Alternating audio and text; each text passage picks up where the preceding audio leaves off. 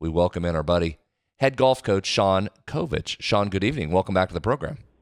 Hey, good evening. Thanks for having me on. Absolutely. We were saying I love this event for a lot of reasons, but mainly I think you have the best tagline in all of college sports, saying the best shotgun start in golf. I love that. The greatest shotgun There it start is. in college golf. Yeah, it's evolved into something pretty cool, pretty entertaining, special. We do shotgun starts all the time in college golf, and to be honest, they're not my favorite. I'd rather have tee times and be able to kind of, do your own thing, warming up. But it's kind of a necessity in our sport.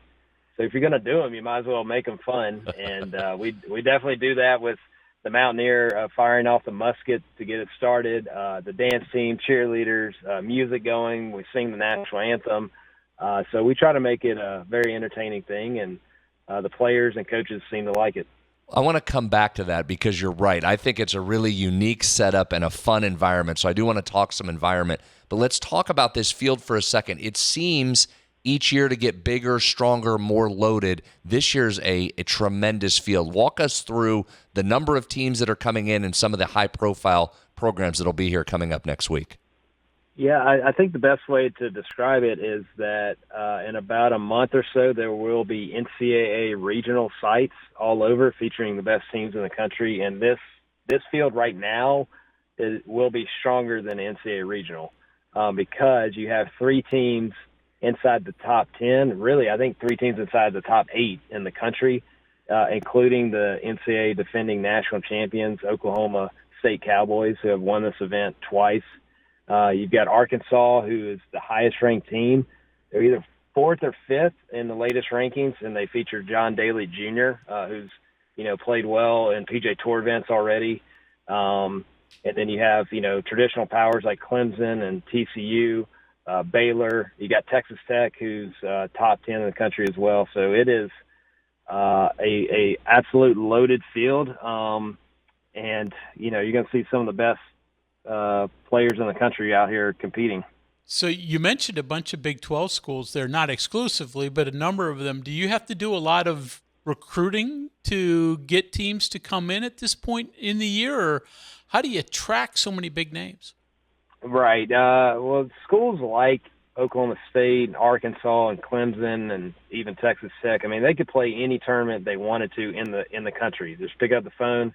I mean, any tournament they want to, they could get in. I think it speaks volumes to Pete Dye, the condition of the course, the challenge of the course. And a lot of these programs want to challenge their players right before conference championships and NCAA regionals. They want to play a hard course to prepare them. And you talked about recruiting other teams. I think Oklahoma State has done the recruiting for us because they came to this tournament probably 3 or 4 years ago for the first time, absolutely loved it, and said, hey, we want to come back. And then they were talking, the next week or so at the Big 12 Championship to other teams, bragging on Pete Dye, bragging on the event. And all of a sudden I'm trying to eat breakfast at Big 12, and I got Texas Tech and TCU, hey, can we come to your event? Can we come to your event? I'm like, sure, yeah. I mean, I'm trying to get another cup of coffee, but yeah, sure, y'all can come. So that's kind of how that worked out. So how many teams total? Where are you on number? 19, which is okay. a lot. I mean, we'll see how it goes logistics-wise and pace of play. I think we'll be fine, but it's the maximum you could conceivably have out there. But we've had as many as 17 before, but now it's 19. Yeah, it's a big field, and if you play well, you beat a lot of teams, which is nice, and it's a lot of highly ranked teams. So I think there's a lot of positives for us. Yeah, what a fun event. You mentioned John Daly is going to be out there. That'll certainly draw some eyeballs and some attention. Oklahoma State, as you mentioned, defending national champions, won this event last year. Guy that finished third, you can watch on TV here this week. That's Ethan Fang of Oklahoma State, finished third last year in this event. He's busy this week. He's out at Augusta there, and I'm sure you've been keeping an eye on him. I saw he was, 2 over for his first round. So I assume that's one of those. He makes the cut. We probably won't see him. If he misses the cut, is he part of that Oklahoma State team? How's that work? Yeah, I mean, that's going to be probably a decision made tonight. I think he struggled a little bit this round, so he might not make the cut. But I mean, he's going to soak up all the festivities possible being at Augusta, and so I think he's going to be there till, this weekend. I don't know if he's going to make it. Coach Bratton's going to let me know tonight. I highly doubt it, just the exhaustion of, playing, practice rounds Monday, Tuesday, Wednesday. You play in your Masters Thursday, Friday. Like, I think he's going to probably catch a breather. But they're loaded anyhow. I mean, the defending champ from last year at the at the Mountaineer Invitational, Eric Lee, is back in the field, and they've got another Walker Cupper, on their team that's going to play as well. So they're loaded, and they'll be fine without the player that's at the Masters, Ethan. So, Sean, how good are the Mountaineers?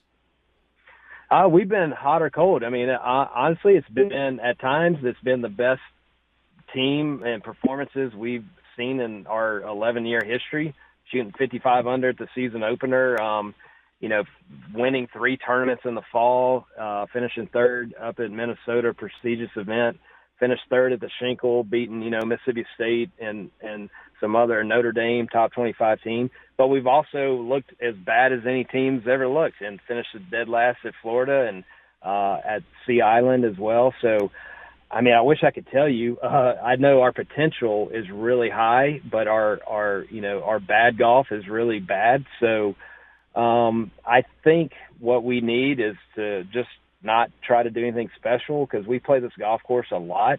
We're very familiar with it. And if we can just keep it simple and play our own games, I think we'll be fine and hopefully have some momentum going into Big 12. So walk us through, and we're talking with Sean Covich, Mountaineer golf coach. They're hosting the Mountaineer Invitational coming up on Monday, Tuesday at Pete Dye Golf Club. How many total players will West Virginia, will you be able to put in the field team-wise and then enter some individuals, I assume, as well? Yeah, so we have 9 on our roster. All 9 will play either in the starting 5 or 4 individual spots that we have for our players. So that's the good news, whether you're in the lineup or not. Like, you're going to get experience, and that's big for us because we do have 3 true freshmen. We have 3 sophomores, so we're still a young team. So getting those guys experience will be big. I mean, we only have 1 junior too, so we're a very young team, and that may explain some of the ups and downs of this year, where we've been really good but also really bad. But the good news is everybody's going to get to play, whether you're in the lineup or not. So, Sean, give us a couple tips. Fans can come out, free admission. If they want to come and watch, what's the best way to watch this golf tournament? Yeah, the easiest way is to show up Monday at whatever time's good for you. The good news is we're playing from 8:30 in the morning until almost 8 o'clock at night. Like, it's nonstop, 36 holes, trying to get both rounds 1 and 2 done in one day. And so that's kind of our goal. But you can show up at any time, and we'll be out here. If you want to catch the greatest shotgun start in college golf, 8:15 would be the best for that. So that would be Monday morning at 8:15. And you mentioned, or you alluded to it in the beginning. Let's talk a little more about this, about why you've decided to run it like you do in terms of the fun. It's not just the Mountaineer. It's not just the cheerleaders that are out there. The music is playing. And I was mentioning before we came on, which, by the way, let's get pace of play moving on Monday so Tony and I are able to come down and announce on Tuesday morning. So selfishly, I'm rooting for quick play on Monday.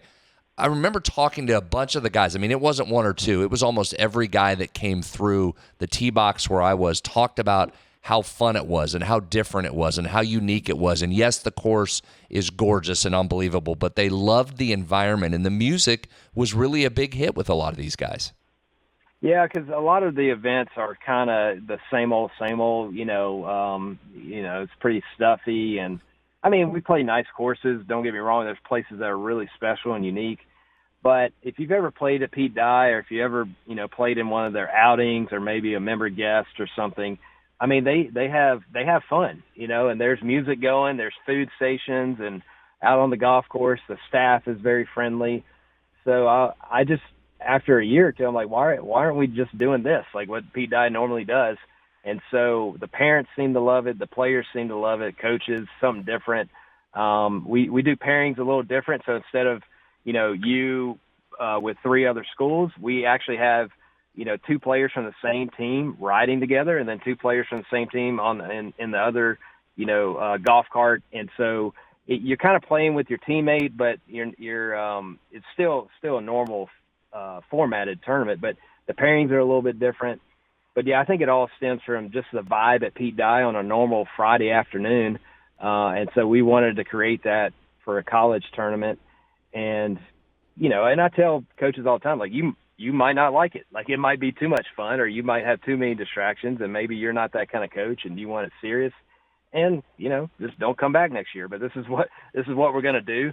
And I think coaches really, really like it.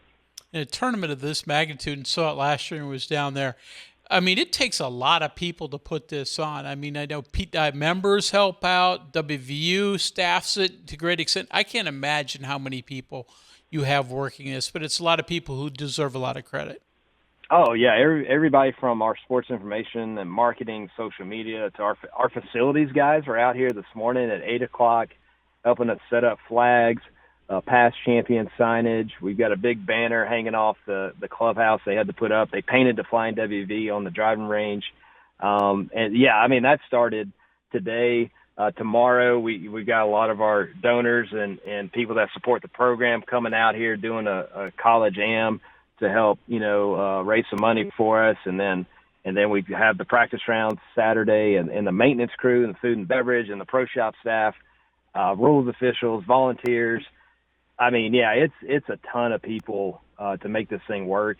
It couldn't do it without them. And every year it seems like it just keeps growing, but people keep stepping up and helping out. And so, I mean, there's a million people to thank, and certainly a lot of support. Yeah, great event, no question. Comes up Monday and Tuesday. Pete Dye Golf Club, 36 holes on Monday, as Sean said, beginning at 8:15. 18 holes on Tuesday starting around 8 a.m., and it's free to the public. And as you just heard, come and walk around. Weather's going to be good, right? Last I looked? Yeah, temperature's definitely good. I mean, you might have a passing shower late one day, but nothing like what we saw last year with a line of storms and drop 45 degrees. So, yeah, it's looking – I've seen worse is all I can tell you. I've seen worse forecasts. That's right. That's right. It'll be good. So if you want to come out, we encourage you to do so Monday and Tuesday. All right, my friend, we'll see you down there. Thanks for making some time, and best of luck on what is an awesome event. We'll be looking forward to watching it next week. And, Brad, thanks for having me on. Hopefully I catch you at the Mexican restaurant by our house again. So thanks. Deal. You know where to find me. See you, brother. See you. All right, there he is, Sean Covich.